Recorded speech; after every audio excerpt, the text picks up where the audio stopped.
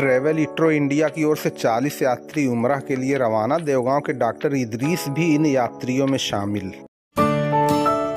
Travel इट्रो India की ओर से 40 यात्रियों का काफिला उम्रा के लिए आज रवाना हुआ। इसमें देवगांव के प्रसिद्ध डॉक्टर इदरीस या डॉक्टर जाहिद के नाम से मशहूर डॉक्टर समेत देवगांव के 7 यात्री शामिल हैं।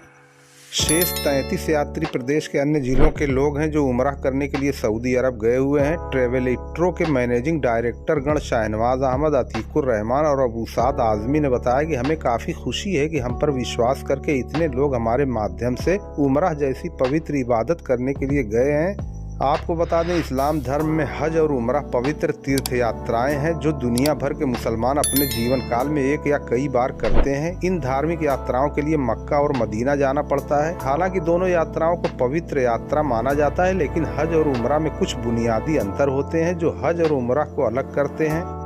इस्लाम धर्म में हज को फ़र्ज करार दिया गया है और यह इस्लाम के 5 स्तंभों में से एक है। हर मुसलमान जो शारीरिक, मानसिक और आर्थिक रूप से हज करने में सक्षम है, उसे अपने जीवन में कम से कम एक बार हज करने की ताकीद की गई है। इसी वजह से हज को प्रमुख तीर्थ यात्रा माना जाता है, जबकि उम्रा सुन्नत है और इसका भी बहुत महत्व है। हज और उम्रा में कई समानताएं भी हैं। उम्रा हज जितना महंगा नहीं है और हर साल लाखों मुसलमान इसे करने जाते हैं और हज केवल वर्ष के एक विशेष समय पर ही किया जा सकता है जो जुल्हिज्जा का इस्लामी महीना होता है और इसे पूरा करने में कई दिन लगते हैं। जुल्हिज्जा की 8वीं तारीख से शुरू होकर जुल्हिज्जा की 12 तारीख तक हज मुकम्मल होता है।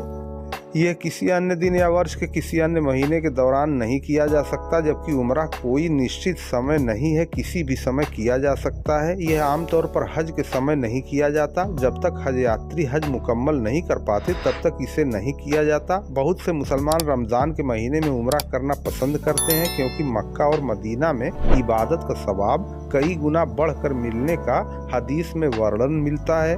ज़्यादातर रस्में हज और उम्रा के बीच एक जैसी ही की जाती हैं। कुछ अतिरिक्त रस्में हैं जो हज में ही करनी पड़ती हैं, उम्रा में नहीं। एहराम दोनों में पहना जाता है। तवाफ के 7 फेरे दोनों यात्राओं के लिए किए जाते हैं। सफ़ा और मरवा के बीच सई दोनों में करना होता है और बाल कटवाना होता है। इसके अतिरिक्त हज में और भी कार्य करने होते हैं, जिसमें मीना की यात्रा, अरफात के मैदान में दुआ, शैतान को पत्थर मारना, मुजदलफा में रहना और जानवर की कुर्बानी करना शामिल है।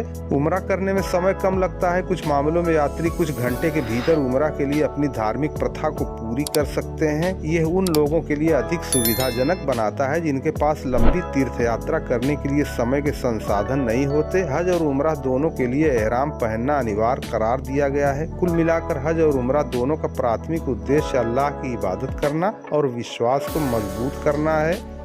दोनों इबादत के बड़े स्रोत हैं और दोनों गुनाह को मिटाने और आपको गरीबी से बचाने में मदद करते हैं। हालांकि हज और उम्रा दोनों आध्यात्मिक यात्राएं हैं जो आपके विश्वास को बढ़ाती हैं और आपको अल्लाह के करीब लाती हैं। वे समान नहीं हैं। हज इस्लाम का एक स्तंभ है जो सभी सक्षम मुसलमानों के लिए फ़र्ज करार दिया गया है, जबकि उम्रा एक सुन्नत है। उम्रा आपके ईमान को बढ़ाता है और बड़े सवाब का एक जरिया है, लेकिन ये फ़र्ज नहीं है। हज और उम्रा पैकेज भी अलग अलग होते हैं। उम्रा मुसलमानों को वर्ष के दौरान किसी भी समय करने का विकल्प देता है। हज के लिए जाने में खर्च अधिक पड़ने के कारण बहुत से लोग इसे तब तक के लिए टालने के लिए मजबूर हो जाते हैं जब तक कि वे अपने जीवन में अधिक स्थिर बिंदु तक नहीं पहुँच जाते, इसलिए उम्रा करते हैं। कुछ लोग बीमारी की वजह से भी हज पर नहीं जा पाते, इसलिए वो उम्रा करते हैं। दोस्तों, ये खबर कैसी लगी हमें ज़रूर बताएं और अगर नए हैं तो हमारे चैनल को सब्सक्राइब अवश्य कर लें।